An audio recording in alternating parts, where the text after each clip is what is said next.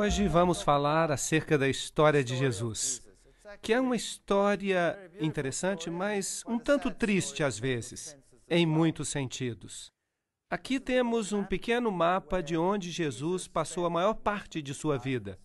Ele esteve algum tempo no Egito, quando ele era pequeno, quando era bebê, mas a maioria das histórias acerca de Jesus se passa nesta área aqui, em cidades como Corazim, Canaã, Cafarnaum, Betsaida, todas estas, Nazaré. Esta é a área onde a maior parte dos seus ensinamentos aconteceu. E se descermos um pouco mais, até chegarmos a Belém, e também chegarmos a Jerusalém, este é um grande lago de águas salgadas, até o mar da Galileia.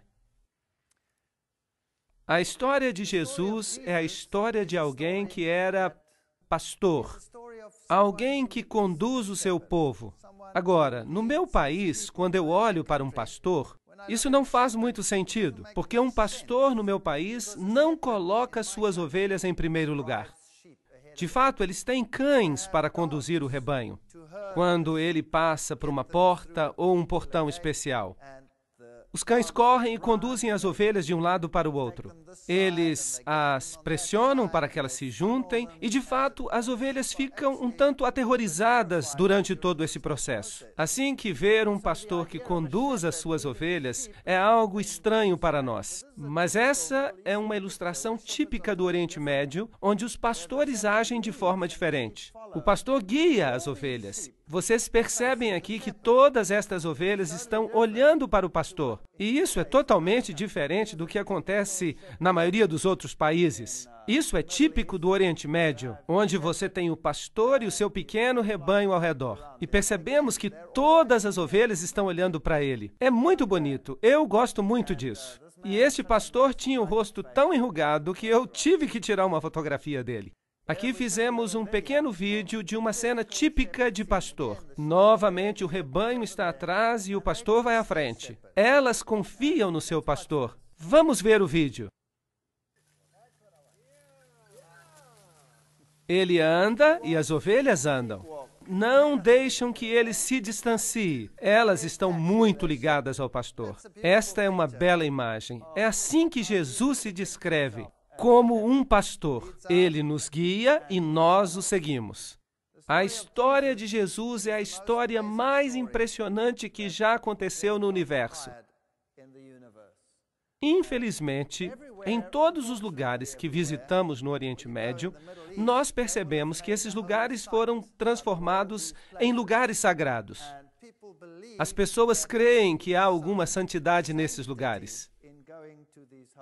É bonito estar ali e é bom ver esses lugares, mas eles não são intrinsecamente sagrados.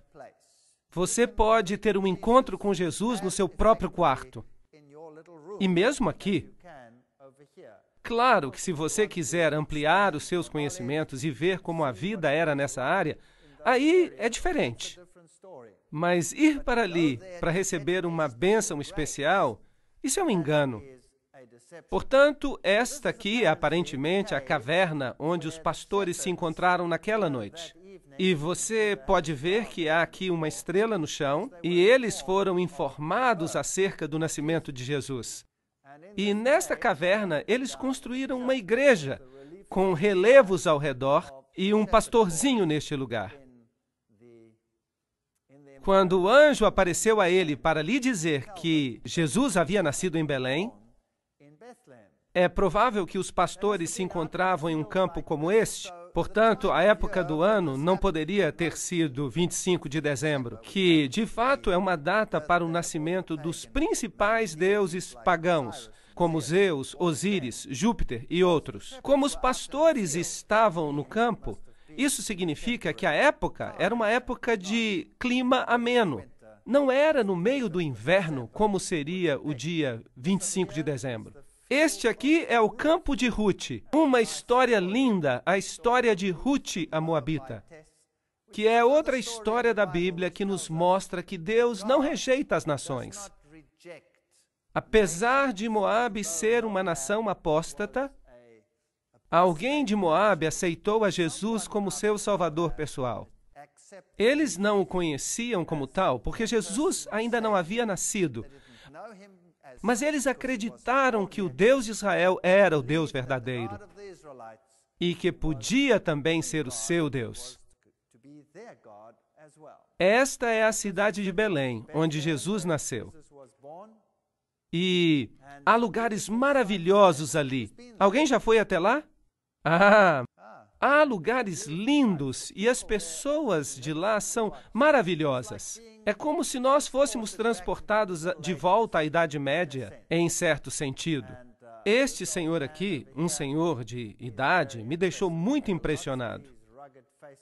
Vejam que há muitos rostos enrugados ali. E quando você caminha por estas ruas, é fascinante. Eu já visitei ali algumas vezes. É um tanto perigoso estar nesses lugares. Uma vez fomos apedrejados, mas conseguimos sobreviver.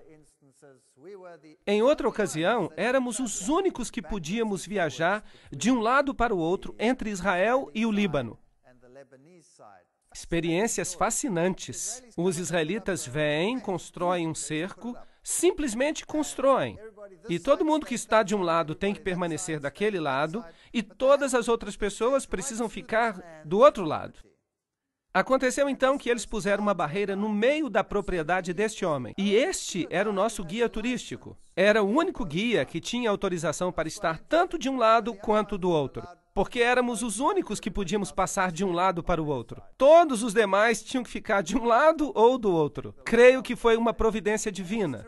Penso que Deus estava conduzindo as coisas. E foi fantástico. Fomos a lugares onde ninguém mais podia ir porque estava tudo bloqueado. Tivemos tudo só para nós. Isso foi muito bom, porque há lugares em Belém onde não se pode nem transitar, porque há muitos turistas. E ali as pessoas precisam passar horas, muito tempo nas filas. Mas nós tivemos a igreja toda para nós, totalmente vazia. E os guias turísticos estavam desesperados por dinheiro.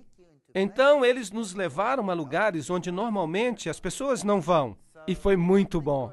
Assim que alguma coisa boa saiu de algo mal. Essas são cenas típicas do mercado local. Este é um açougue ou talho. Se você quiser comprar carne, este é o lugar onde você precisará ir. E há um zumbido enorme ao redor. Mas eu não acho que seja uma boa ideia comprar carne. Este homem tentou me vender o seu frango. Ele insistia para que eu lhe comprasse o frango. Assim que ele ficou atrás de nós, insistindo. E eu disse que não estava interessado, mas ele não me largava. Então, eu tive que pechinchar com ele, porque ele pechinchava comigo. Ele insistia e não me deixava e ficava correndo atrás de mim e insistia que eu comprasse o frango. E eu então disse, eu vou pechinchar com ele por esse frango. E ele foi baixando, baixando, baixando, baixando, baixando, até que ele ficou muito chateado. E então eu negociei um pouco mais e finalmente ele disse, muito chateado, que eu levasse o frango de graça. Eu disse então, eu sou vegetariano. E ele ficou me olhando totalmente incrédulo. Ele não conseguia acreditar que isso era possível. Mas depois riu e nós nos tornamos então bons amigos. Esta é uma padaria típica e devo dizer que ao olhar o pão não parece muito quente, não é? Bem, de qualquer forma, pão é pão e se assa no forno. E ele parece bom. Mas as mulheres não podem entrar aqui, porque eles não permitem que as mulheres frequentem um ambiente inadequado onde se assa pão. Experimente dizer isso, Bazanca, lá atrás. Eu não creio que ela estaria muito de acordo. E, no entanto, esta é a famosa Igreja da Natividade, onde, segundo eles, Jesus nasceu. Nós nunca poderemos ter certeza que foram mesmo esses lugares. Alguns talvez estejam corretos. E talvez este seja mesmo o lugar onde Jesus nasceu. Pois, é claro, estes lugares foram escolhidos muito cedo na história, e este, em particular, pela mãe de Constantino. E foi ela que descobriu que este lugar é o lugar. E por isso eles construíram aqui esta igreja, que era naturalmente uma igreja bizantina, o que significa que era ortodoxa, e por isso há uma tremenda desavença neste lugar, porque tanto os ortodoxos quanto os católicos reclamam este lugar para si. Essa desavença não foi resolvida até que surgiu o movimento ecumênico. E agora esta igreja é partilhada por ortodoxos e católicos romanos. Eles partilham até as suas missas. Agora, você pode chegar até este lugar, mas para entrar, você tem que passar por esta porta, que é bem baixa. Então você precisa se abaixar para mostrar um sinal de respeito e humildade. Por isso, você tem quase que rastejar através dela. E você pode perceber que a igreja está quase totalmente vazia. Quando eu estive ali, mas antes ela estava cheíssima. E o piso é, na verdade, um piso falso. O piso original está por baixo. E ele tem um mosaico original da época de Constantino. Esta é uma igreja muito antiga. E, com certeza, como local sagrado, ela está cheia de mitologias e histórias que provavelmente nunca aconteceram. Mas para mim era interessante, porque os raios do sol que entravam nesta igreja lhe davam um aspecto muito interessante. E ali por cima, deste lado, existem ali alguns buracos. Vocês podem ver. Que buracos seriam estes? Há uma lenda que diz que Maria apareceu na igreja um dia e que ela fez o sinal da cruz com seus dedos e foi até a pilastra e fez estes buracos. E aqui estão o que dizem ser os dedos de Maria quando ela fez esses buracos, os furos. E as pessoas dizem que se você colocar os seus dedos nesses buracos, você vai receber uma bênção especial. E quando eu olhei para esses buracos, eu percebi que as arestas estavam bastante gastas. Eu acho que fizeram um péssimo trabalho ali. Se realmente fossem sinais divinos, ali as marcas seriam muito nítidas. Esse é o tipo de histórias que atrai as pessoas, e as pessoas ficam assombradas, e vocês também ficariam surpresos, porque as pessoas formam filas só para colocar os dedos ali. E as pessoas realmente creem que receberão uma bênção especial de Maria se colocarem os dedos ali. Agora, com certeza, a igreja anteriormente havia sido mais baixa. Eu lhes falei a respeito do piso inferior, que estava coberto por tábuas e que era consideravelmente mais baixo do que o piso atual. Dessa forma, se você quer ir até o local original onde dizem que Jesus nasceu, você tem que descer esses degraus e chegar até o sepulcro. E foi aparentemente neste ponto em que ele esteve, ali, neste mesmo lugar. Portanto, ainda nos dias de hoje, se você colocar a mão ali, você pode receber uma absolvição da Igreja Católica Romana. Isso significa que todos os seus pecados serão perdoados. E, de fato, você pode ter os seus pecados perdoados com 90 dias de antecedência. Então, se você está planejando fazer uma grande festa, é bom então ir ali e colocar a mão, sabendo que agora, por 3 meses, você pode fazer o que quiser. Muita farra. Isso é interessante. E por isso, nenhuma pergunta lhe será feita e você não vai receber nenhum castigo do céu. Agora, nós estivemos ali numa ocasião em que não havia ninguém, o que era surpreendente. Portanto, quando nós chegamos ali, na verdade, ninguém deveria estar ali. E essas pessoas ficaram muito surpresas, porque elas estavam ocupadas com seus rituais normais, e parece que interrompemos este ritual. E eles não ficaram nada felizes. Mas eu estava com uma máquina fotográfica e tirei uma foto. E vocês deveriam ter visto as fisionomias dessas pessoas. Eu vou mostrar uma foto que tiramos agora mesmo. E esta é uma missa ortodoxa na parte mais baixa, na parte subterrânea desta igreja, onde normalmente nós não deveríamos estar. Aqui estavam, e estavam vestidos com capuz negro. Até parecem membros da Ku Klux Klan, como monges. Os monges são monges ortodoxos, fazendo a sua missa particular. E aqui vemos o que aconteceu, algo que os deixou bastante irritados.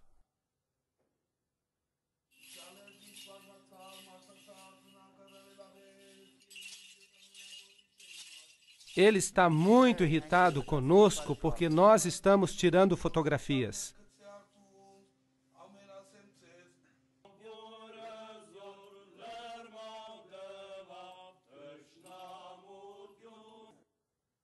Agora, este outro homem ali, se ele nos pudesse matar com o olhar, nós já estaríamos mortos. Ele não parece nada amistoso. Bem, esse é o tipo de ritual que acontece. Eu não sei que tipo de missa, mas é interessante. Depois, quando os ortodoxos saem, entram os católicos romanos e fazem a sua cerimônia. Aqui está um grupo de peregrinos, já num contexto católico romano. Aqui está uma senhora, e havia 3 cruzes diante dela, e o seu rosto está coberto.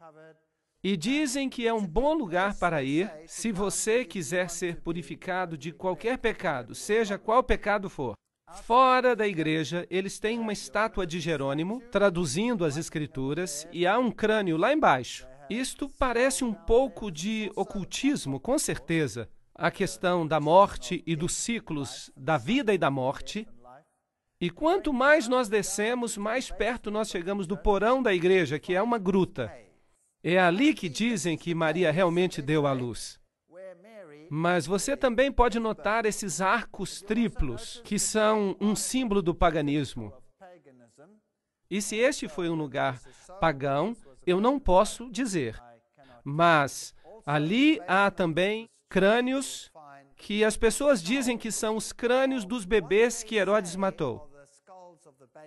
Eu, particularmente, não creio que sejam. Mas isso é o que se diz. E é por isso que eu fotografei o que eu via. Em uma certa ocasião, uma bomba explodiu no lugar onde eu havia estado poucos minutos antes. Então, é um lugar muito perigoso. Vejam outra gruta. E nessa gruta também há um santuário dedicado a Maria. Porque dizem que neste lugar é onde Maria amamentou o seu bebê. E eu não sei explicar as diferenças, mas a gruta onde Maria deu à luz é uma, e o lugar onde José esperava por ela dar à luz é outro. Tudo isso é muito interessante. E quando você chega a este lugar, ele é chamado de Santuário do Leito.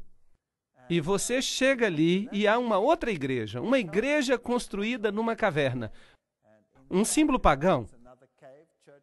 E nas paredes nós percebemos estas manchas brancas que são certificadas por Roma, com o certificado do Papa, do papado, que é o leite que Maria esguichou contra as paredes.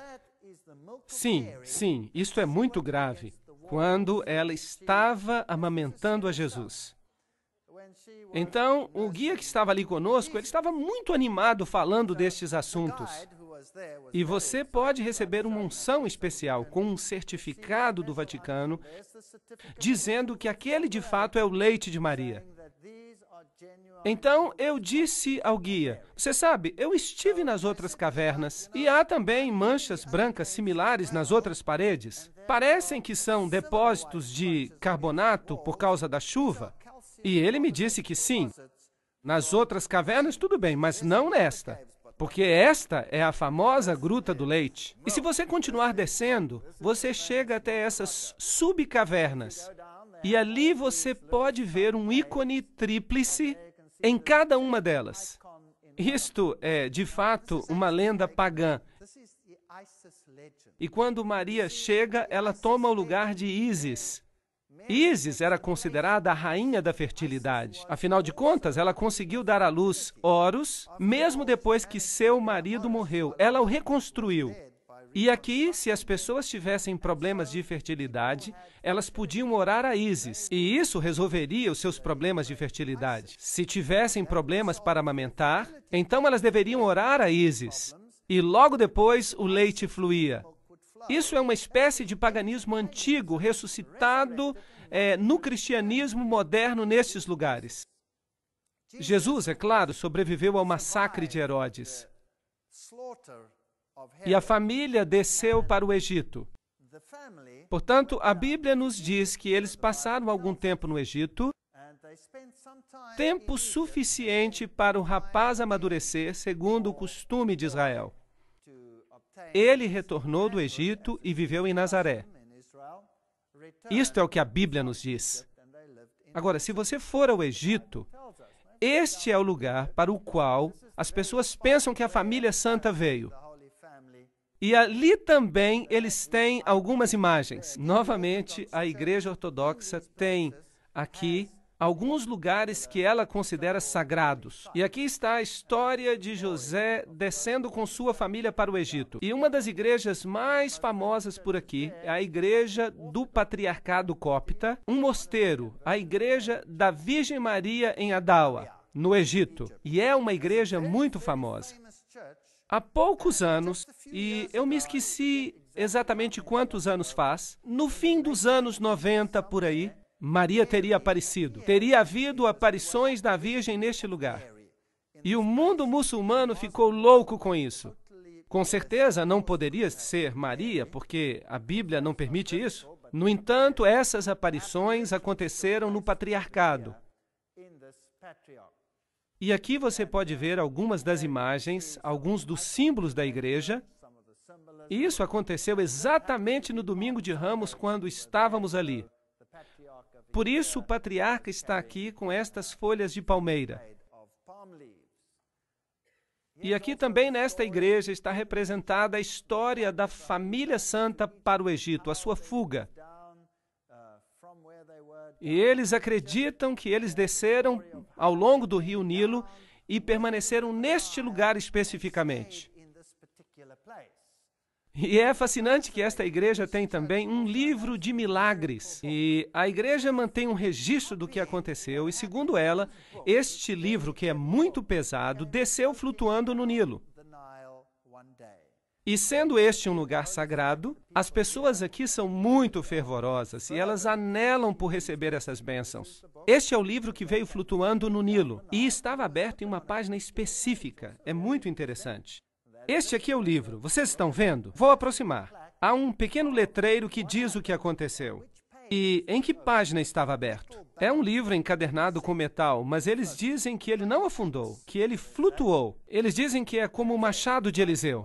E então dizem que a Bíblia flutuante veio na sexta-feira, dia 12 de março de 1967. Após uma manhã de liturgia, as pessoas notaram que havia um objeto flutuando na água. Estavam perto das margens e notaram que era uma Bíblia que estava flutuando nas águas. E estava aberta em Isaías 19:25. Bendito seja o Egito, meu povo. Apesar de estar encharcada com a água e muito pesada, ela estava à tona. E isso foi considerado um milagre pelo povo. Foi considerado glória para Deus e uma bênção para eles. Agora, o fascinante é que o texto de Isaías 19:25, claro que não diz apenas isso, e é um texto que fala sobre o tempo do fim. Diz que haverá uma bênção para o Egito e para a Síria e para Jerusalém, o que significa que a mensagem de Deus terá chegado até mesmo às nações pagãs e que muitos vão aceitar a justiça de Cristo. De certo modo, é uma bonita profecia para o fim dos tempos. Mas eles se ativeram exclusivamente a esta parte para dizer que eles são um povo escolhido. E é a mesma coisa que faz o Alcorão, também dizendo que os ismaelitas são os herdeiros verdadeiros e não Jacó. Este é o lugar onde veio parar a Bíblia flutuante. Agora, enquanto estamos no Egito, quero apenas mostrar-lhes um lugar que eu considerei fascinante. É um lugar que se chama a Cidade dos Escombros. É o lugar mais horrível que eu já vi em toda a minha vida. Enquanto se viaja pelas ruas do Cairo, a Grande Cairo tem cerca de 50 milhões de pessoas que vivem ali ao redor. É a cidade mais caótica da face da Terra. Não há nada parecido com ela. É o Armagedon que vai acontecer. Mas vocês podem imaginar os despojos, os escombros, a porcaria e o lixo que a cidade produz? Agora, em condições normais numa cidade, o que se faz com o lixo? Leva-se para fora da cidade. E se incinera, ou seja o que for. Mas vocês conseguem imaginar 50 milhões de pessoas vivendo num ambiente como este? E essas pessoas tomam os seus entulhos, o lixo, e o levam para a área pobre. E jogam o lixo nas ruas. E há pessoas pobres que buscam no lixo o seu sustento. vivem no meio do lixo dentro da cidade. Há, de fato, uma cidade de lixo dentro da cidade. E se você tira fotografias, eles ficam muito aborrecidos. Por isso que as minhas fotos aqui não ficaram boas.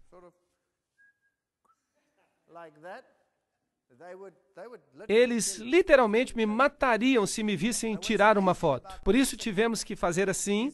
E é surpreendente que toda esta cidade, quando se cruza a cidade dos escombros, há um portal, e quando se passa este portal, de repente estamos num lugar completamente diferente. É espantoso.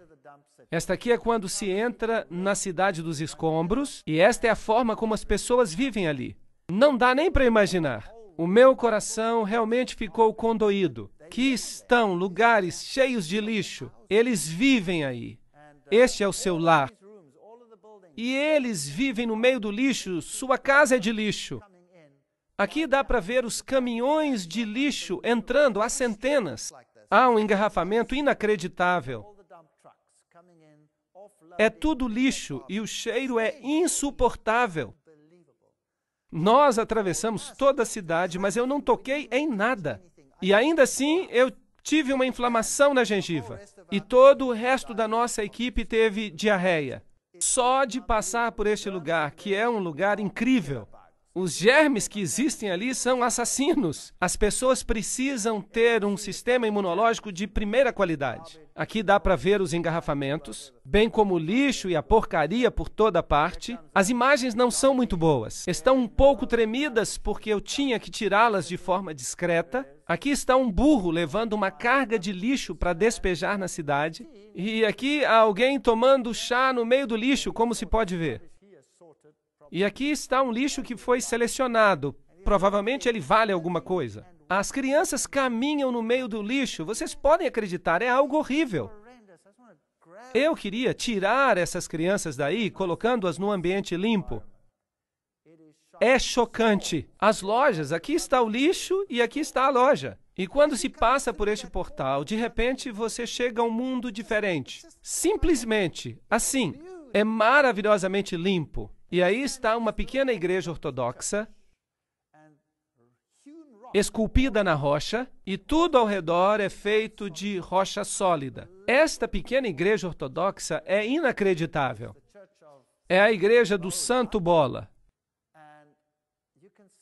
Você percebe que é um lugar absolutamente espantoso. Aqui há um anfiteatro e um jovem ortodoxo, polaco ou polonês. Ele passou a vida toda aqui esculpindo este anfiteatro. Um jovem veio e esculpiu toda esta pequena cidade.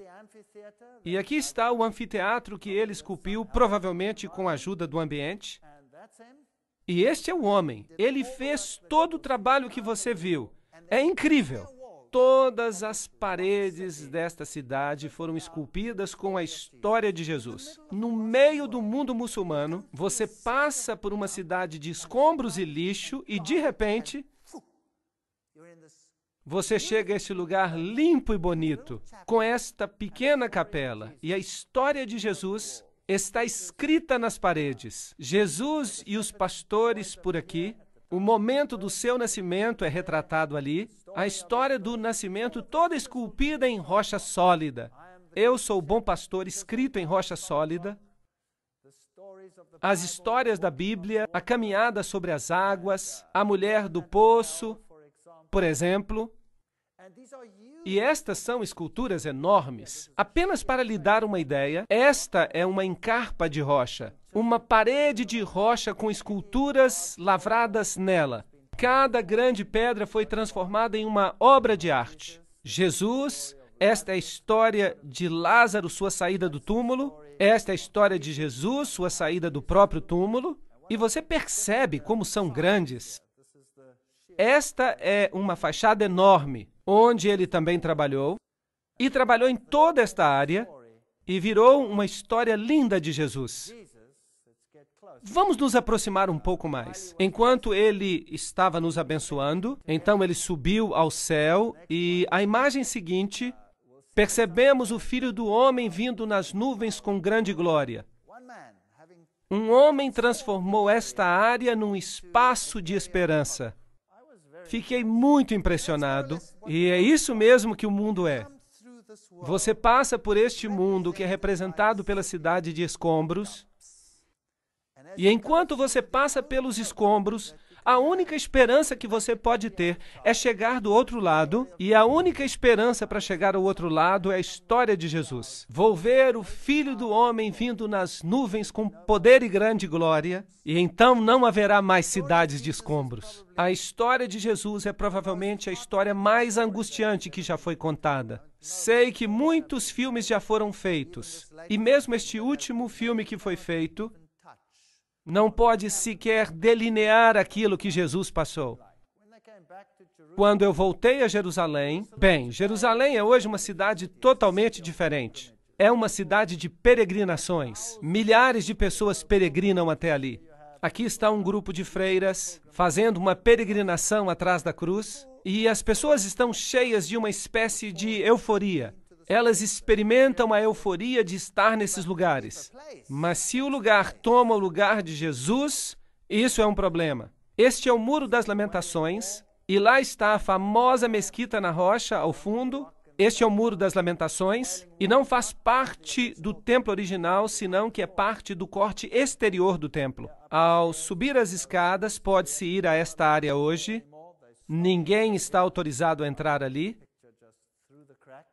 Esta é uma réplica do templo como ele seria, uma coluna enorme que faria parte do templo, e ela nos dá uma ideia do tamanho original do templo.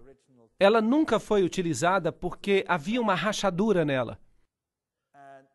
E esta é provavelmente uma réplica do menorá no tamanho normal. Esta aqui fizeram no caso de restaurarem o templo. Então, os judeus estão aqui no Muro das Lamentações, e você pode notar que estas cartas presas aqui no muro, esses papéis, as pessoas têm que vir, e elas vêm e escrevem pequenas cartas com os seus sonhos, e em seguida os depositam ali. Aqui temos um vídeo curto.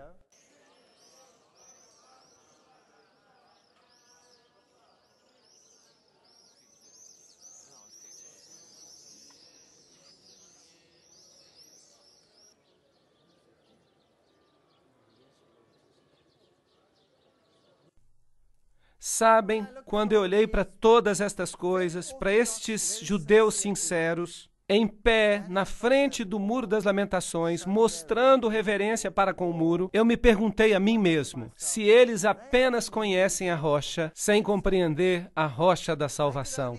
Se eles simplesmente pudessem compreender que não há salvação em tijolos e que a única salvação está no que esta parede representa. As pessoas têm a tendência de fazer com que lugares comuns sejam considerados santos. Isso é muito triste. E, no entanto, passam por alto a pessoa que esses lugares representam.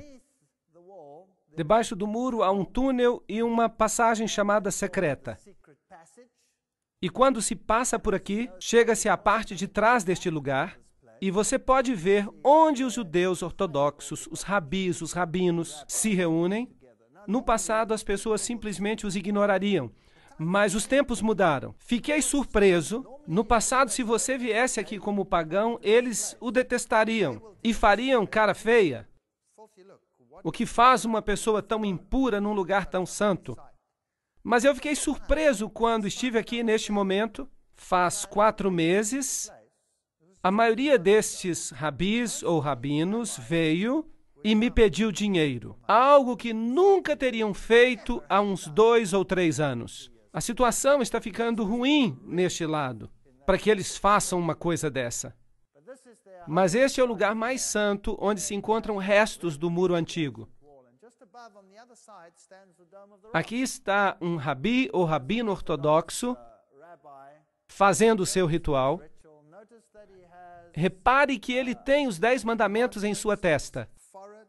A lei, a Torá, e ele tem também nas suas mãos. Porque a Bíblia diz que você deve atá-los na sua testa e nas suas mãos. Vocês acham que Deus realmente tinha isto em mente? Que você fizesse uma réplica e colocasse na testa e nas mãos?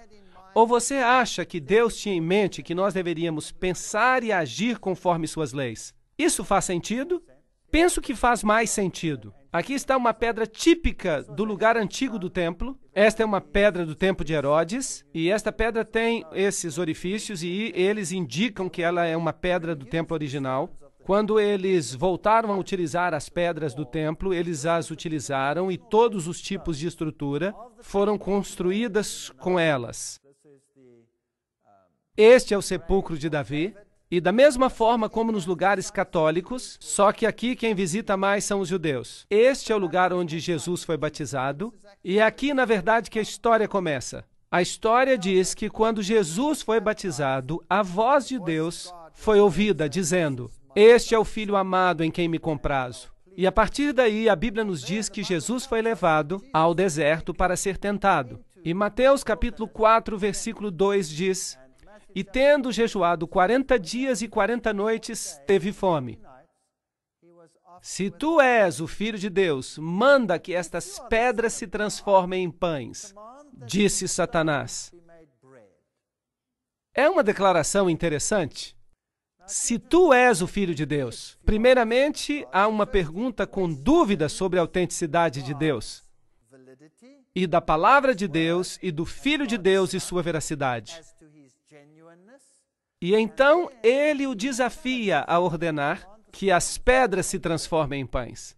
Mas Jesus respondeu: "Está escrito, nem só de pão viverá o homem, mas de toda palavra que sai da boca de Deus." Claro que é necessário uma boa versão, uma versão fiel como a King James em inglês para ler, senão não vai ser a mesma coisa. Mas isso é outra história. Nem só de pão viverá o homem, mas de toda palavra que sai da boca de Deus. Agora, pensemos nas tentações e pensemos que não foram tentações tão grandes assim. Mas de fato foram, porque nessas tentações Jesus foi tentado em todas as condições peculiares ao ser humano. A primeira coisa que Adão e Eva fizeram foi comer da árvore do bem e do mal. Em outras palavras, o apetite. Era bom comer, mas foi um de seus problemas. E nele Jesus triunfou depois de jejuar 40 dias e 40 noites, onde Adão e Eva falharam, apesar de todo o esplendor e luxo que tinham, conquistando o apetite e conquistando a dúvida. Se tu és o Filho de Deus, Deus realmente disse isto. Portanto, aqui Jesus vence o pecado da dúvida. E ele venceu o pecado do apetite humano e também a paixão. Tudo de uma vez só. E a tentação deve ter sido muito pior do que a tentação de Adão e Eva. Este é o lugar mais alto do muro antigo. Não temos de fato o templo que deveria estar mais ou menos aqui. Portanto, originalmente o diabo deve tê-lo trazido a algum lugar por aqui, onde está o muro, e ele o convidou para que ele se jogasse daqui abaixo. Vamos a este lugar aqui para termos uma noção da altura. E a segunda tentação é: se tu és o Filho de Deus, novamente a mesma declaração, pergunta duvidosa, lança-te daqui abaixo, porque está escrito que aos seus anjos dará ordens a teu respeito, e estenderei a minha mão para que não tropeces em pedra alguma. Respondeu-lhe Jesus: também está escrito, não tentarás o Senhor teu Deus. Esta é a segunda grande tentação do homem. E é uma realidade triste.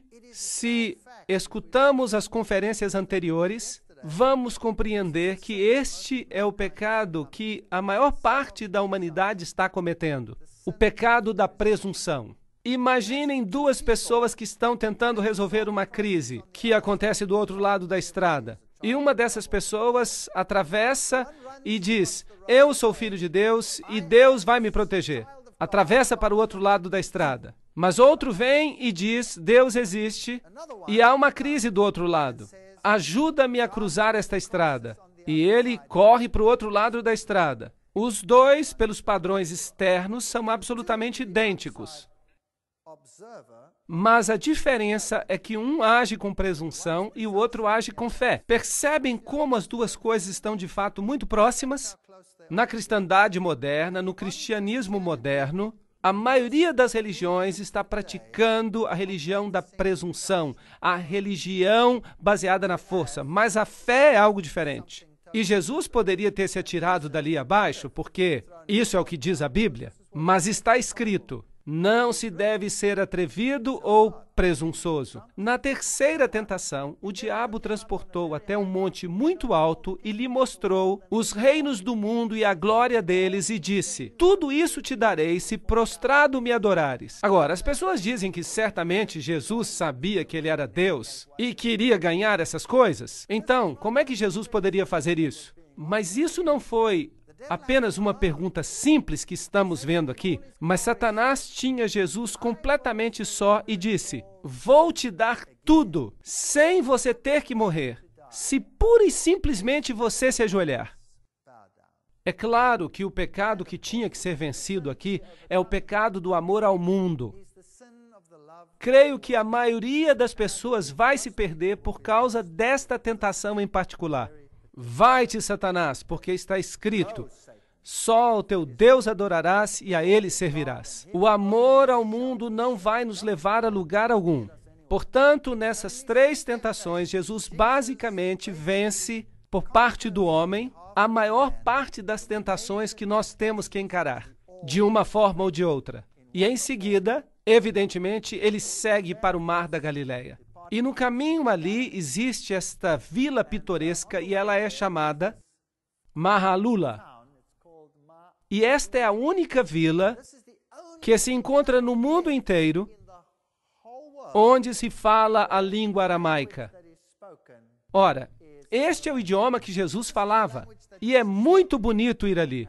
É um lugar limpo e agradável, ortodoxo, em sua maior parte ortodoxo ou muçulmano. E eles falam aramaico. E as poucas crianças que moram ali também falam aramaico.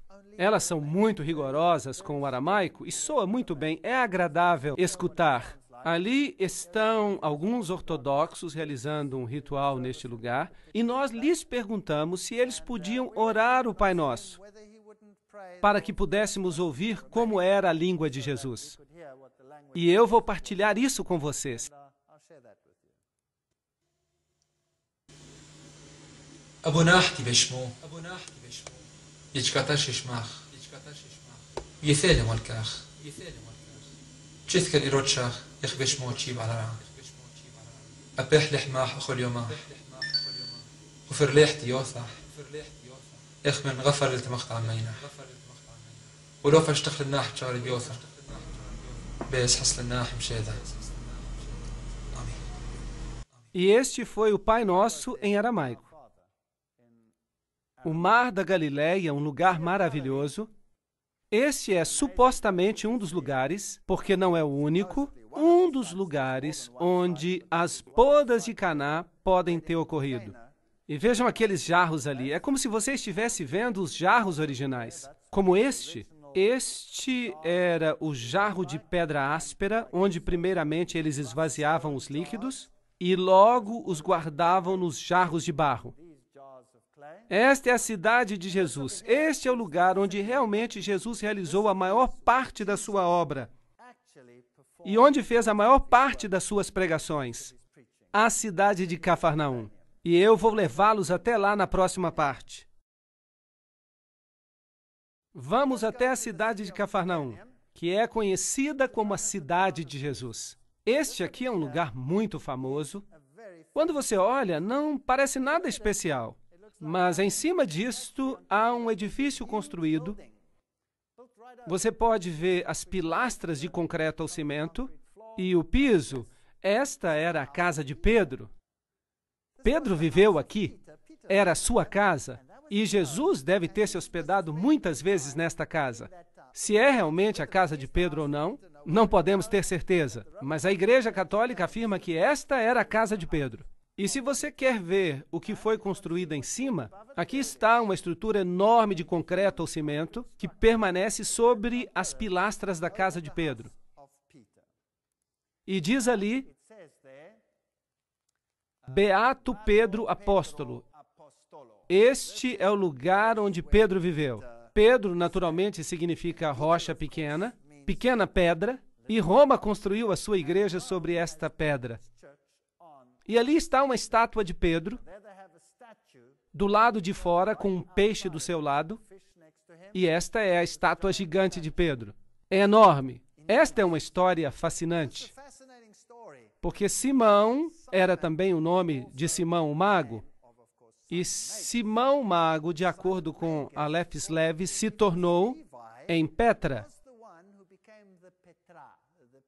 Pedro, que se tornou a base de todo este sistema.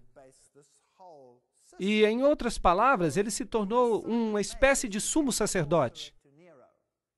O sumo sacerdote dos imperadores romanos.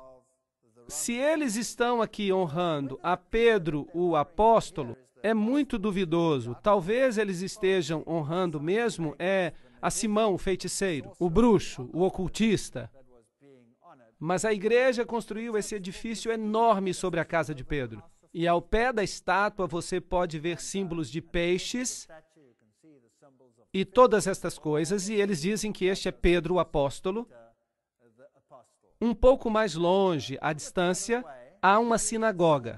Portanto, aqui há um enorme edifício de cimento ou concreto, com esta enorme estátua de Pedro. E quando atravessamos a estrada, há uma sinagoga remanescente, provavelmente a sinagoga onde Jesus mais ensinou. E há ali uma placa enferrujada que diz, século I, a sinagoga branca, a sinagoga de Jesus. Sabem, se eu fosse construir um edifício cristão grande, não seria no lugar onde Jesus passou a maior parte do seu tempo. Porque construíram numa casa, que provavelmente é a casa de Pedro, não se tem certeza, talvez seja, porque as Escrituras dizem que quando eles saíram da sinagoga, foram até a casa de Pedro, e esta casa está em frente, é possível, mas talvez seja a casa do lado, quem sabe, mas é possível.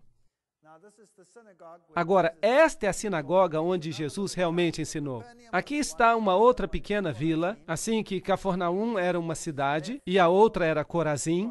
E depois, então, temos o que resta de Corazim, não é muito. Algumas ruínas estão ali. Essas são as cidades que Jesus amaldiçoou. E Jesus disse que os milagres que tinham sido feitos nelas, se eles fossem feitos em Sodoma e Gomorra e em Sidom, essas cidades teriam aceitado a mensagem. Mas vocês tiveram uma grande oportunidade. Jesus caminhou por essas cidades e não aceitaram. Aqui há um famoso lugar santo. Este é o lugar das bem-aventuranças. E quando se entra ali, é melhor estar devidamente vestido. Esta é a igreja das bem-aventuranças, um lugar muito famoso. E o Papa João Paulo II esteve ali 2 vezes. E aqui temos um conclave.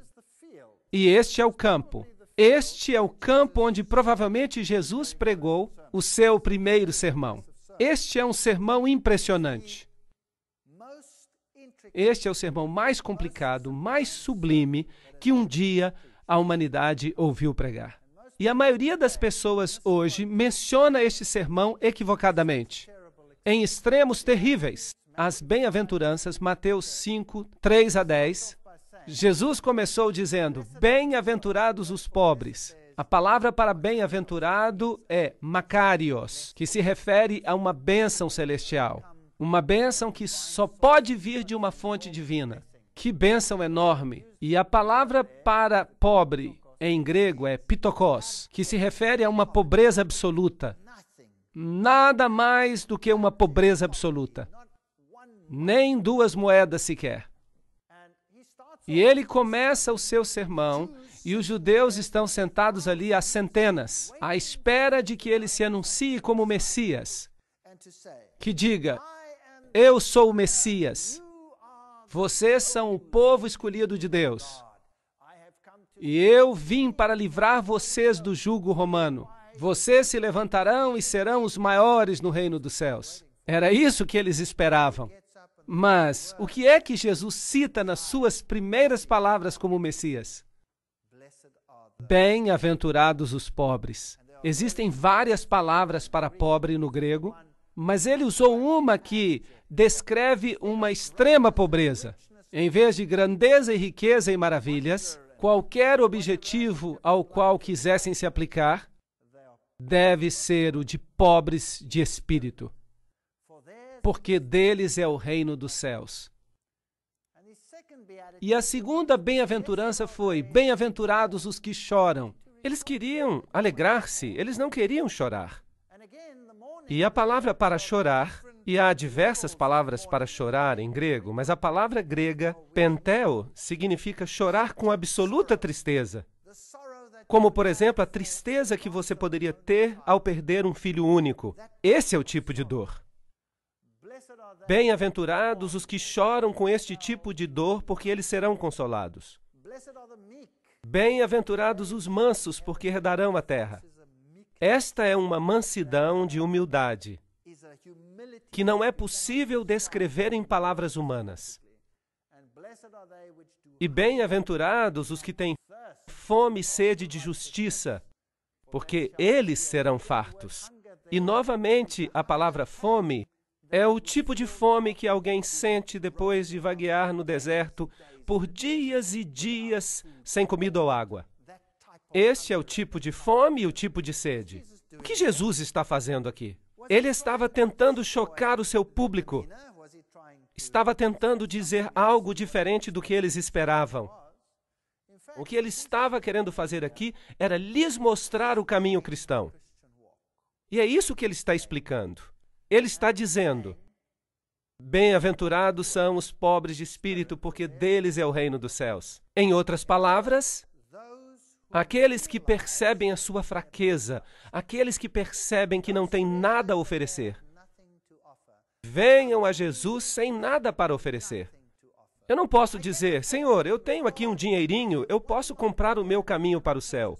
Eu não tenho nada. Estou em pobreza absoluta. Não tenho nada a oferecer. Só uma vida manchada pelo pecado. Isso é tudo que eu tenho. Assim, eu preciso chegar ao ponto em que eu perceba a consciência de que sou pobre e não tenho nada a oferecer. Então, o próximo passo é abençoar os que choram, porque eles serão consolados. Não tenho apenas que perceber que não há nada que eu possa fazer como um indivíduo contaminado pelo pecado, mas devo experimentar a tristeza. Por quê? Pelo pecado. Devo experimentar uma tristeza pelo pecado e eu preciso olhar para o Filho de Deus. Devo sentir a tristeza, devo sentir o arrependimento e devo dizer: Senhor, perdoa-me. Lamento pelo que fiz. Um arrependimento genuíno é o passo seguinte na caminhada cristã. Bem-aventurados os mansos. Depois que você percebe a sua fraqueza, uma vez que você percebe que você é o responsável pela morte do Filho de Deus, uma vez que você tem experimentado uma tristeza verdadeira, não há mais tempo para você ficar em um alto pedestal pensando que é melhor do que os outros. É hora de descer e experimentar a humildade. E saber que os outros e Deus são melhores do que você. É um caminho muito difícil para a humanidade viajar nele. É o contrário de todas as emoções humanas. Bem-aventurados os que têm fome e sede de justiça, porque serão fartos. A caminhada cristã não termina quando percebemos que somos pecadores, ou quando estamos tristes e humildes. Ela tem que continuar em um processo conhecido como santificação. Significa: Senhor, muda o meu caráter perverso. E Paulo diz: eu preciso crucificar o velho homem cada dia e devo pedir a Deus para me transformar. E eu tenho um modelo perfeito que é Jesus Cristo. Por isso devo dizer: Senhor, transforma-me à tua imagem, que eu possa realmente refletir a ti. Desejo ser como tu és e menos como eu. Porque realmente eu me encontro numa situação bastante lamentável. Esta é a caminhada cristã. Mas qual é o passo seguinte? Depois de fazer isso, então você poderá ser misericordioso, porque está escrito: alcançarão a misericórdia. Percebem? Nós temos a tendência de pensar que nós somos melhores do que os outros. E por isso nós nos tornamos críticos. Um dos maiores problemas da igreja é o senso crítico, não é verdade? Você sabe que aquela pessoa faz uma coisa ou outra e você sabe que aquele jovem está metido em drogas. Quer dizer, o que você esperava? Afinal de contas, os pais dele são assim ou assado? Em vez de você saciar a fome, olhando para si mesmo, olhe para você mesmo, veja quão miserável você é. Mas você pensa que eles são piores do que você. Por quê? Porque você não tem piedade e compaixão por eles, do mesmo jeito que Deus teve piedade e compaixão de você. Não é isso do que se trata? Por isso Jesus diz que uma vez que você tenha chegado a esta estrada, uma vez que você tenha experimentado o arrependimento, uma vez que você tenha sentido tristeza pelos seus pecados, e uma vez que você tenha descido do seu pedestal, uma vez que você tenha pedido a Deus que o transforme e seja misericordioso, então você conseguirá ser misericordioso e ter compaixão daqueles que não tiveram a mesma oportunidade de compreender o que você compreendeu. Bem-aventurados os misericordiosos. E em seguida, bem-aventurados os puros de coração, porque eles verão a Deus. Lembro-me quando vim para esta igreja, eu vim do mundo. Eu era muito mundano, usava palavras ásperas. A universidade é muito dura e você tem que lutar para chegar ao topo. E a minha mente estava cheia de lixo. Mas eu disse a Deus, tu sabes que eu não quero ter mais uma mente como eu tenho. Então, Deus, ajuda-me a limpar a minha mente, a desenvolver bons pensamentos, onde agora eu só tenho maus pensamentos. Este é um processo de santificação. O cristianismo não é apenas conhecer Jesus. Não é bom só conhecer Jesus. Você não será salvo apenas por conhecer a Jesus. Por acaso o diabo não conhece a Jesus? Será que o diabo vai ser salvo só porque ele conhece a Jesus? Não. Temos que permitir que Deus nos mude, que limpe o nosso coração, as nossas atitudes. Bem-aventurados os pacificadores, porque eles serão chamados filhos de Deus. Conseguem ver? Só depois de passarmos por toda uma série de crescimento, é possível tornar-se um pacificador. Agora, o que é um pacificador? O pacificador é alguém que tem a paz de Deus no seu coração. Muita paz tem os que amam a sua lei, diz o Salmo 119 e 105. Trata-se de uma peça que é um pedaço do céu. Todas as vezes que eu olho para isso, eu me maravilho. Às vezes os políticos tomam esta frase e a aplicam a si mesmos. Eles se dão grandes prêmios sem terem passado por qualquer uma dessas etapas da vida cristã.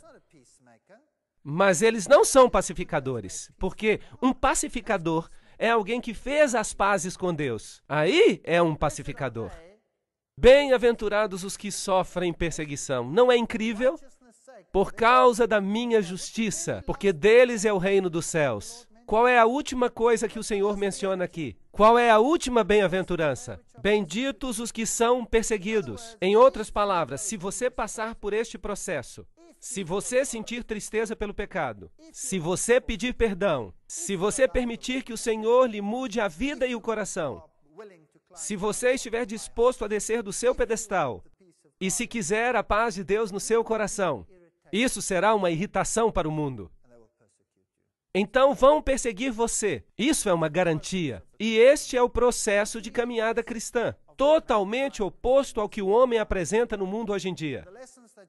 As lições que Jesus ensinou perto do Mar da Galileia são as mais fundamentais que o ser humano precisa aprender. Temos que pegar a nossa Bíblia e estar alerta. Se você tem uma dessas Bíblias onde as palavras de Jesus estão em vermelho, é preciso estar atento. Vamos lê-las apenas como história? Não, vamos lê-las cuidadosamente, porque é Deus que está falando diretamente conosco. Cada palavra é um dom de Deus. Cada palavra, mesmo os mas e os pois, estão em seu lugar por razões específicas. Por isso é preciso prestar atenção àquilo que Jesus ensinou. Aqui está um barco típico do Mar da Galileia. Há pequenos povoados ao redor, não mudou muito. Aqui está um barco que foi encontrado depois de uma grande seca e aparentemente é um barco da época de Jesus. Por isso, este é o tipo de barco no qual Jesus esteve com Pedro e seus discípulos quando ensinou. Grandes lições. Peguem suas Bíblias novamente e leiam as palavras de Jesus. E diga a você mesmo, Aqui está Deus me falando. Há poder nestas palavras. Este aqui é o túmulo de Lázaro, é o lugar onde Lázaro esteve. É um túmulo escuro, obviamente, e hoje em dia é considerado santo. Mas imagine que neste lugar Jesus chamou um homem morto em faixas para fora do seu túmulo e provou que a ressurreição e a vida está nele. E ele fez isto um pouco antes de ir a Jerusalém. O último ato da obra de sua vida. E enquanto ele se aproximava de Jerusalém, você pode imaginar o que se passava pela sua mente? Esta é a cidade de Jerusalém. E várias portas da cidade antiga ainda estão lá. Quando você desce esta colina, percebe aqui construída a Capela das Lágrimas. Foi construída com uma gota de lágrimas. E quando você entra na Capela das Lágrimas, ela tem esta pequena luz no topo. E há a figura de uma galinha, com a representação de uma mãe galinha que reúne os seus pintinhos. Porque Jesus disse, Jerusalém, Jerusalém, quantas vezes eu quis ajuntar os teus filhos, como a galinha ajunta os seus pintos debaixo das asas. Mas tu não quiseste. São palavras famosas de Jesus. Jerusalém, Jerusalém, que matas os profetas e apedrejam os que lhes são enviados. Quantas vezes eu quis te ajuntar como a galinha ajunta os seus pintos debaixo das asas, mas tu não quiseste. Nada mudou, o mundo continua a ser exatamente o mesmo. Este é o lugar onde ficava o templo antigamente, mas hoje é aqui a Mesquita da Rocha. Há um interessante detalhe arquitetônico aqui. Este é o portão de Damasco. E os arqueólogos querem nos fazer crer que a parede não está mais no mesmo lugar onde ela estava nos tempos antigos. Mas isto é muito significativo, porque os católicos romanos, eles têm no interior das muralhas o Gólgota. Mas a Bíblia diz que Jesus foi crucificado onde? Do lado de fora das muralhas. Agora, isto é muito significativo. Onde Jesus foi crucificado? No Gólgota católico ou fora da cidade? Agora, aqui há uma porta no topo e o que aconteceu aqui foi que um tubo se arrebentou e os judeus tiveram que escavar para escoar a água. E à medida que eles escavavam, eles foram descobrindo esta porta, que é a porta de Damasco. E você pode perceber que ela está justamente abaixo, em frente da nova porta. Portanto, é óbvio que o muro deve ter sido feito no mesmo lugar, certo? Portanto, isto é muito interessante. O muro está no mesmo lugar. E quando você entra neste lugar, esta é a porta de Damasco. E estas devem ser as pedras por onde Jesus andou e também onde Paulo caminhou. Portanto, se você caminha aqui, você está caminhando exatamente no lugar onde Jesus caminhou. E esta é a porta de Ulda. São portas fascinantes. Portas do Sul, conhecidas como portas de Ulda, que praticamente não existiam até recentemente. Foram construídas no período do Segundo Templo. Ou seja, no primeiro século. Eu não gosto muito de usar AEC antes da Era Comum. Até o primeiro século CE, ou seja, Era Comum. Em português dizemos antes de Cristo e depois de Cristo. Depois de Cristo, essas portas forneciam acesso ao interior do templo. E as portas de Ulda foram usadas muitas vezes por Jesus. Elas ainda estão fechadas hoje, elas fazem parte do novo muro e da nova construção, de modo que Jesus não deve ter caminhado por estas escadas. Aqui está um homem muito interessante, uma ilustração bonita. Ele estava com o seu burro e eu pensei que seria uma boa imagem, então tirei uma foto. Foi um grande erro que eu cometi. Este homenzinho pulou nas minhas costas e me sacudiu como se eu fosse um pano velho, na esperança de que alguma coisa caísse dos meus bolsos. E eu acabei recompensando-o pelos seus esforços. E então veio o meu amigo e pensou que isso daria uma boa foto. E eu fiquei do lado rindo enquanto ele tirava a foto e o homem fez exatamente a mesma coisa. E começou a lhe dar golpes nas costas. E ele o sacudia como se fosse um pano velho. E o meu amigo então me perguntou, por que você não me disse isso? E eu disse, é que eu estava querendo ver o show e por isso eu não pude avisar. Isso aqui é o que se vende nas ruas de Jerusalém. Este é um vendedor de alfarrobas. Ele tem uma grande jarra nas costas com o suco de alfarrobas. E quando você se aproxima, então você pode tomar um copo deste sumo ou suco. Este é um setor judeu muito diferente. Aqui está um moinho velho, com crianças pequenas judias. Há muitos conflitos neste país. Esta é a velha cidade de Davi, que foi o lugar onde eles cerraram Isaías em 2. Será que você consegue imaginar isso? Alguém sendo cerrado vivo? Que povo cruel! E esta é a igreja ou construção que fizeram em cima do grande cenáculo, onde houve a última ceia, como se diz. E este aqui é o Getsemane. Agora, se você quiser ir ao Getsemane, você tem que escolher qual deles, porque há dois. Este aqui é o Getsemane ortodoxo, e está construída esta enorme igreja ortodoxa nele. E ao lado, um pouco mais afastado, está o Getsemane católico. E do lado de fora há estas enormes oliveiras, e se diz aqui que estas oliveiras são descendentes daquelas onde Jesus foi orar. Lembram-se que Jesus disse ali, a minha alma está cheia de tristeza até a morte. Ficai aqui e velai comigo. Mateus 26, 38. Pai, se queres, passe de mim este cálice, mas que se faça a tua vontade, não a minha. E apareceu-lhe um outro anjo do céu que o fortalecia, e entrando em agonia, orava mais intensamente, e o seu suor se tornou em gotas de sangue. Grandes gotas que corriam até o chão. Lucas 43, 44.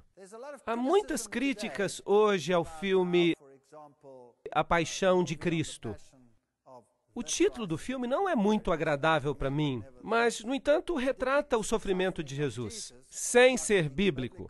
De fato, não conseguiram representar devidamente o sofrimento de Jesus.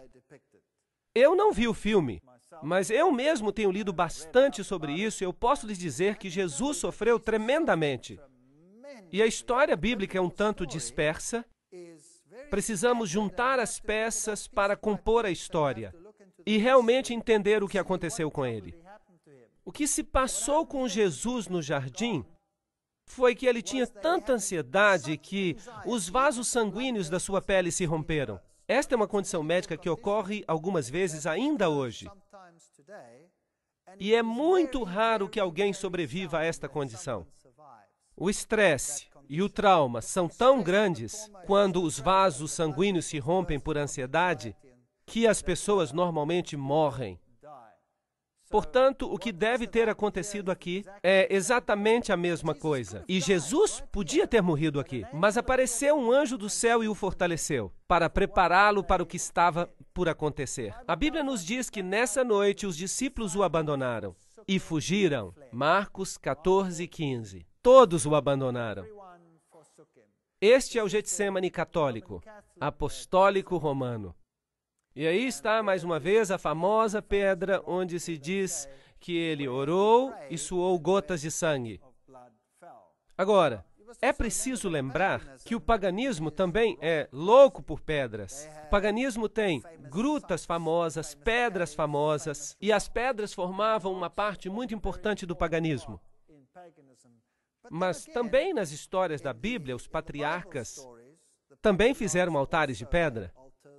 Mas eles não adoravam as pedras. Eles cultuavam a Deus, mas utilizavam as pedras como altares de sacrifício a Deus, que eram um tipo do sacrifício de Cristo. É uma história completamente diferente. De modo que aqui está aparentemente uma pedra santa onde prenderam a Jesus. E estes devem ser os degraus por onde o levaram, porque eles dão no templo de Caifás, se vocês quiserem chamá-lo assim. Porque não é bem um templo, é mais um palácio. E aqui está uma representação ao lado, como se Jesus tivesse sido conduzido por esses degraus, com cordas, mas a Bíblia não menciona isso. Hoje, esta igreja católica romana foi construída neste lugar. E provavelmente este é um lugar arqueologicamente correto. E aqui estava o assento do sumo sacerdote, que nesse ano era Caifás. Agora, aqui há uma confusão na Bíblia, porque quando trouxeram a Jesus, o levaram a Anás. Agora, Anás era o sogro de Caifás.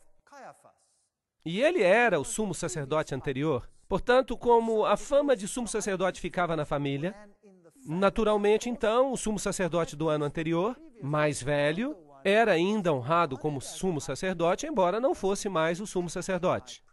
E por isso a Bíblia é frequentemente criticada pela sua descrição. Mas a sua descrição está correta. E alguns críticos dizem também que ninguém como Caifás de fato existiu. Bem, finalmente eles encontraram o seu sarcófago, com o nome de Caifás, sumo sacerdote, sobre ele. Portanto, isto é histórico também. Então, quando olhamos para o julgamento de Jesus, a Bíblia menciona 7 julgamentos de Jesus. O que é fascinante, porque o número 7 é o número de Deus. Mas não se percebe isso com a leitura casual dos evangelhos. Sobre estes 7 julgamentos, é preciso analisar os 4 evangelhos e associá-los cuidadosamente aos acontecimentos, porque nem todos os julgamentos estão em todos os evangelhos. Alguns se concentram em Pilatos, outros se concentram no julgamento de Herodes. Jesus foi primeiramente levado a Anás. Primeiro a Anás. E ali houve um julgamento perante Anás. E foi ali que o servo de Anás o atingiu no rosto. O feriu no rosto, porque Anás perguntou a ele o que estava fazendo, ou o interrogou acerca do que estava fazendo. E Jesus disse: não fiz nada em segredo. Que pergunta era essa? Porque Jesus sempre havia pregado na sinagoga. Então o servo de Anás o feriu no rosto. Então este foi o primeiro julgamento de Jesus. E logo ele foi levado com Anás ao sumo sacerdote daquele ano, que era Caifás. Portanto, Anás e Caifás devem ter feito um outro julgamento conjunto. Dali saíram para o julgamento da noite. Houve um julgamento à noite. E a Bíblia simplesmente diz que Jesus foi colocado numa cova, profeticamente no livro dos Salmos, e logo tiveram um julgamento pela manhã, porque de acordo com a sua lei era ilegal ter um julgamento à noite. Tinham que fazê-lo depois do nascimento do sol. Portanto, houve um julgamento com Anás, houve um julgamento com Caifás e Anás, houve um julgamento à noite por parte do Sinédrio, e depois reuniram mais uma vez todo o Sinédrio e fizeram outro julgamento pela manhã. E então acharam que Jesus era culpado e o levaram em seguida a Pilatos. Pilatos fez a sua análise, mas não quis tomar a decisão sozinho. E por isso o enviou a Herodes. E Herodes fez um julgamento, mas tampouco quis decidir sozinho.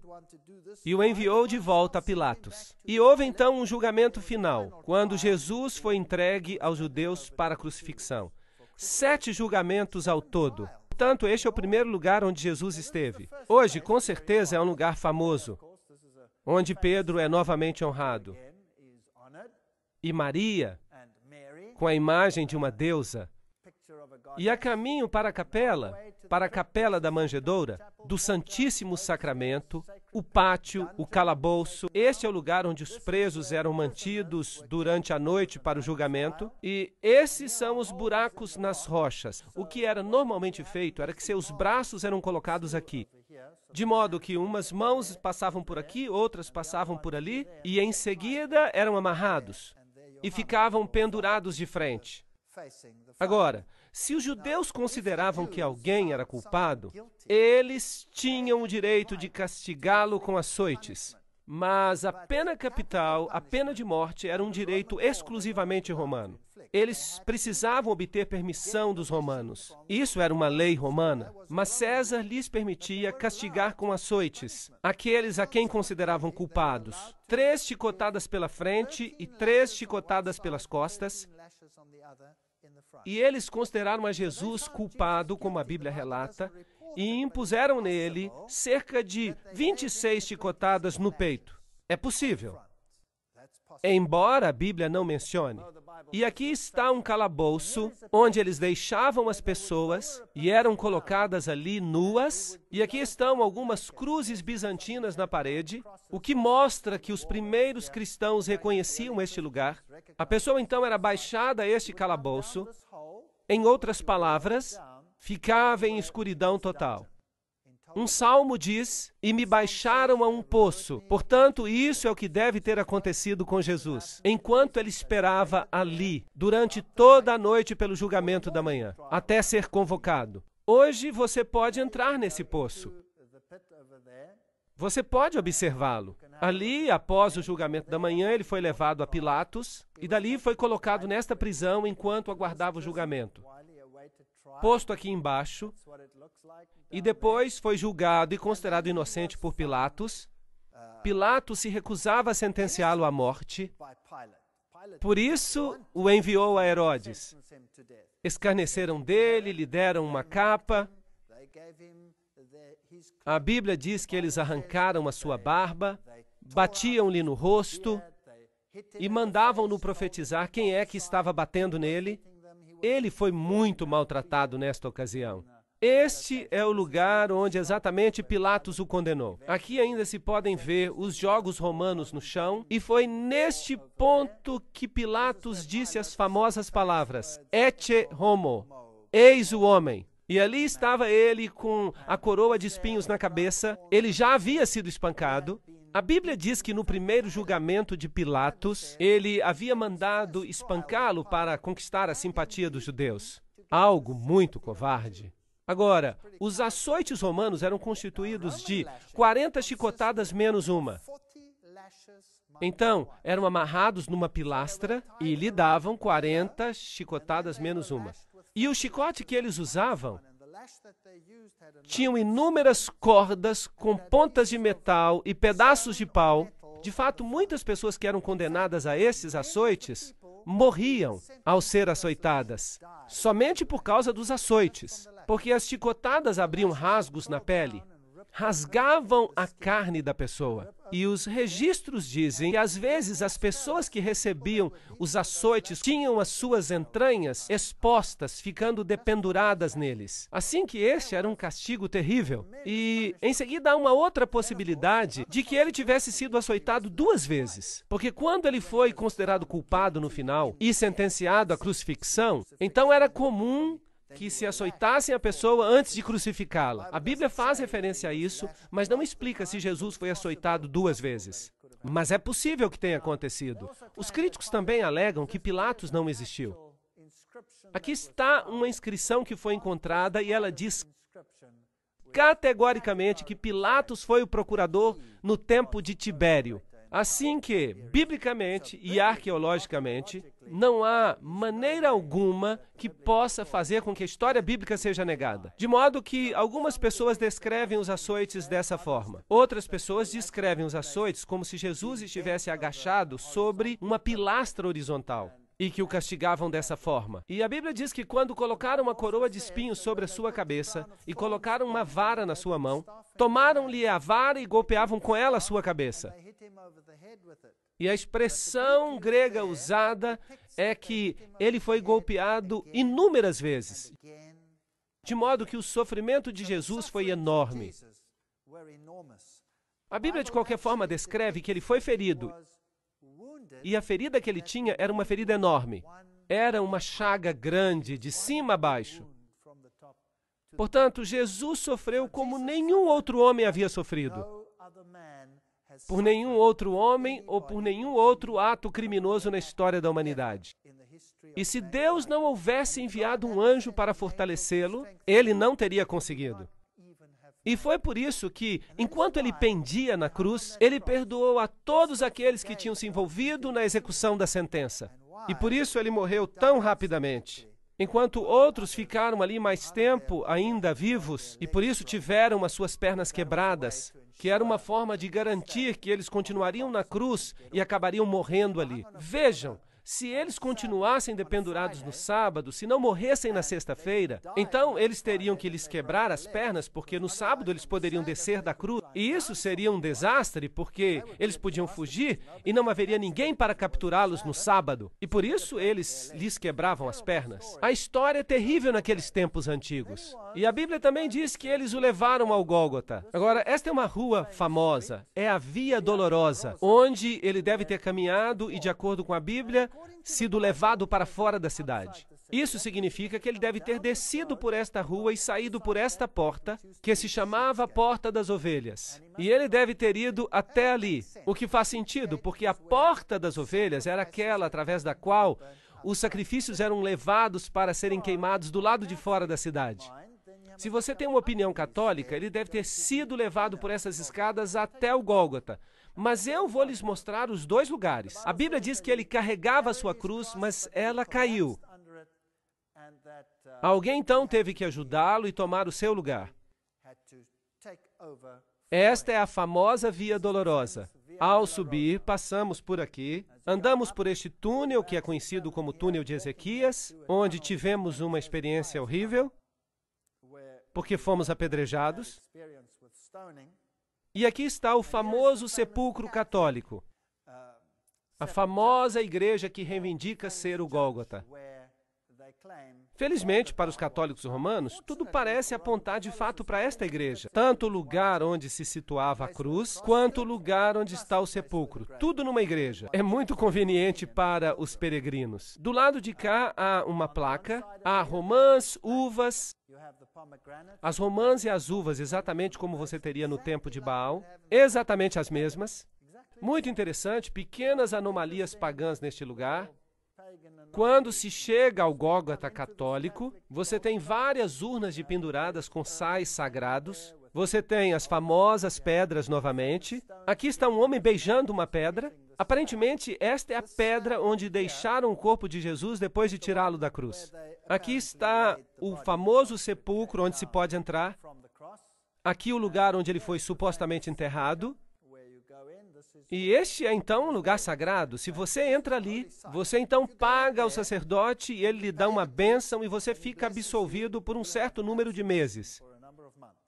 É de fato um lugar muito pequeno e a Bíblia nos diz que havia uma pedra enorme que era rolada em frente do local, mas aqui é um lugar bem pequeno e é o local onde eles dizem que está o sepulcro, como se pode ver. Pode-se dar uma volta e se ter uma noção do tamanho. Percebem-se aqui as velas e é tudo muito pequeno, isso é tudo. Isso é tudo que há para ver. Se você subir as escadas da igreja, então você chega a um local onde as pessoas ficam muito reverentes. E aí estava o Gólgota. E eles têm todas essas estátuas de Jesus com Maria e as mulheres à volta e muitas outras, com ouro, prata e brilho. E há um lugar bem aqui onde dizem que se encontrava a cruz. Agora, há um outro Gólgota ortodoxo, e dentro da mesma igreja você pode escolher se você quer colocar o dinheiro num lugar ou no outro. Você pode escolher. E quando você entra nesse lugar, então você tem uma bênção especial. Algo que ninguém gostaria de perder. Por isso, eu e o meu amigo fomos ver o que era. E aqui está uma pedra que eles dizem ser a pedra do Gólgota. Logo ali na igreja, eles dizem que esta é a caveira. Portanto, este é o famoso Gólgota católico romano que recebe a maioria dos peregrinos do mundo. Se você sair pela Porta das Ovelhas, que hoje se chama Porta do Leão, mas no tempo antigo se chamava Porta das Ovelhas, se você sair, e lembre-se que o muro está provavelmente no mesmo lugar onde estava o muro antigo, segundo a arqueologia, então você tem um problema, porque este Gólgota católico está dentro da cidade. Mas a Bíblia diz que ele foi crucificado fora da cidade. A salvação é para todos. Não é só para uns poucos selecionados dentro da cidade. E assim, quando você sai, você vê esta pedra enorme, que ainda hoje tem o rosto de uma caveira nela, e em cima hoje há um cemitério muçulmano, e é chamado o lugar da caveira. De fato, isso era uma pedreira. Fascinante. Esta é a pedreira de onde Salomão havia cavado as pedras que ele usou no templo. Fascinante. Na verdade, todo este vale, e ele é parte de uma montanha que continua desde a direita até a esquerda, e que finalmente formou o monte onde estava o templo. E é provavelmente neste lugar onde Abraão provavelmente simulou um tipo de morte do Filho de Deus, através do sacrifício que ia fazer de Isaac. Mas Deus disse, você não tem que prover o seu filho, eu vou enviar o meu. E este é de fato o mesmo monte. Que fascinante! Assim que faria sentido que Jesus morresse no topo dessa colina. Deus é amor. Porque Deus amou o mundo de tal maneira que deu o seu Filho unigênito para que todo aquele que nele crê não pereça, mas tenha a vida eterna. João 3,16. Fora, bem próximo, na base da montanha, está uma tumba com um jardim. E em seguida tomaram o corpo de Jesus e o envolveram com linho e especiarias, da maneira como os judeus costumavam sepultar. E nas proximidades do lugar onde foi crucificado havia um jardim, e no jardim havia um sepulcro, que nunca havia sido utilizado para enterrar a ninguém. Isso é o que a Bíblia diz. Portanto, é totalmente diferente do local que está dentro da cidade. Portanto, há um jardim fora da cidade, e ainda hoje este belo jardim existe, mas a palavra jardim na Bíblia significa uma espécie de fazenda, um vinhedo, e aqui há um velho lagar para uvas, portanto faz sentido, e ainda hoje é um belo jardim. E ali, após escavarem para a construção de uns edifícios, eles descobriram este lugar. E vejam, é interessante observar que aqui há algumas tumbas, e em frente aos túmulos há um pequeno muro, e fizeram um sulco, e colocaram uma pedra redonda para que pudessem rolar à frente da tumba. E se você olhar para baixo, também pode olhar para dentro da tumba, para o outro lado, e há uma tumba que foi um pouco escavada. Portanto, ela ainda não estava concluída. A Bíblia diz que a tumba não estava ainda acabada e que ninguém havia sido enterrado ali. E a Bíblia diz que os discípulos se agacharam para ver o que estava lá dentro, para que pudessem olhar. E eles podem ter olhado por aqui e passado por aqui e veriam que a tumba estava vazia. Portanto, isso se encaixa perfeitamente com a descrição bíblica. Também neste jardim há esta erva, ela cresce por aqui, dela fazem uma droga que pode anestesiar, e era misturada com vinho, e assim anestesiavam as pessoas enquanto elas estavam na cruz, mas Jesus se recusou a beber dela.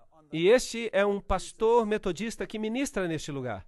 Esta é uma pedra típica. Este é o túmulo de Herodes, um dos poucos sepulcros intactos deste tipo hoje. O de Jesus era provavelmente similar. Portanto, aqui é provavelmente o lugar do jardim da tumba. Há um pequeno sulco à frente onde teria estado uma grande pedra redonda que teria sido removida. Isso faz muito mais sentido para mim do que o outro Gólgota. E dentro se vê que as pessoas de fato acreditam que é um lugar santo. E por isso elas vêm aqui para orar e ser reverentes.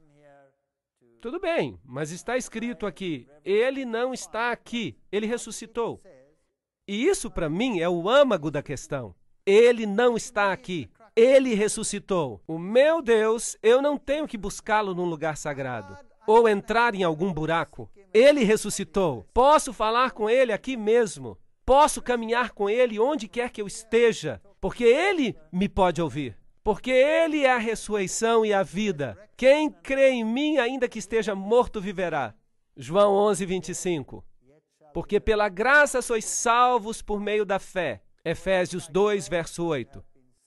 Sabem, uma religião que se baseia em formalidades é muito vazia, uma vez que se tenha experimentado a Jesus Cristo.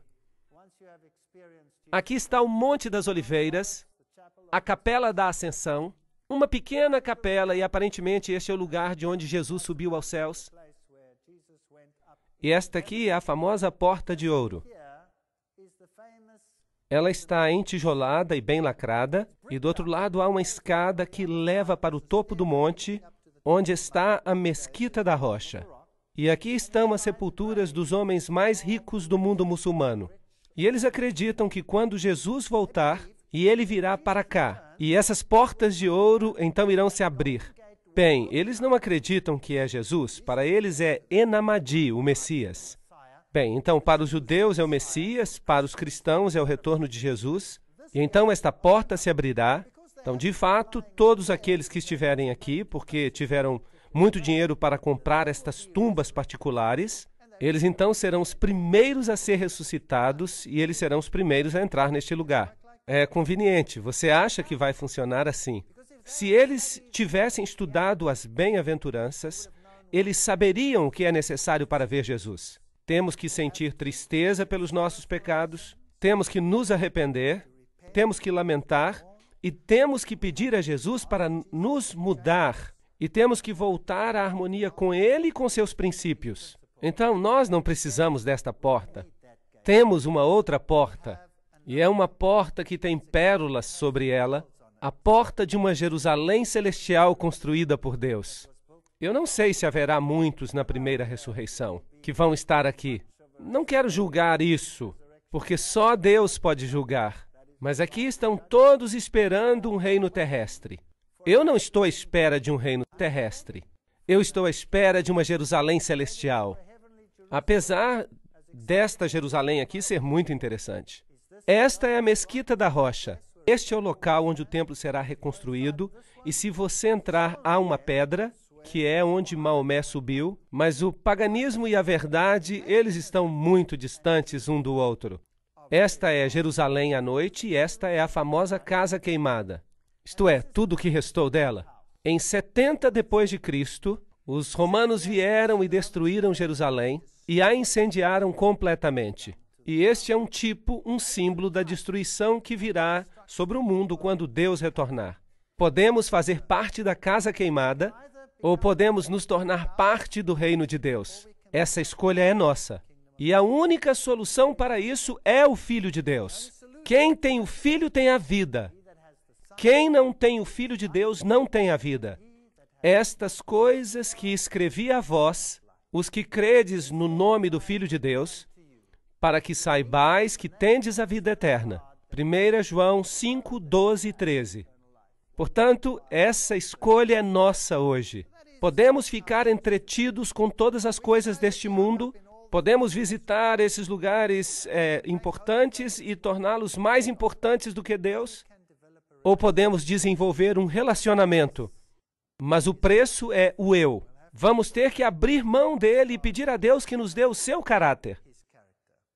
Um caráter que possa compreender, conviver e amar o próximo como a si mesmo, fazendo de Deus o supremo na sua vida, pois sem ele nada podemos fazer.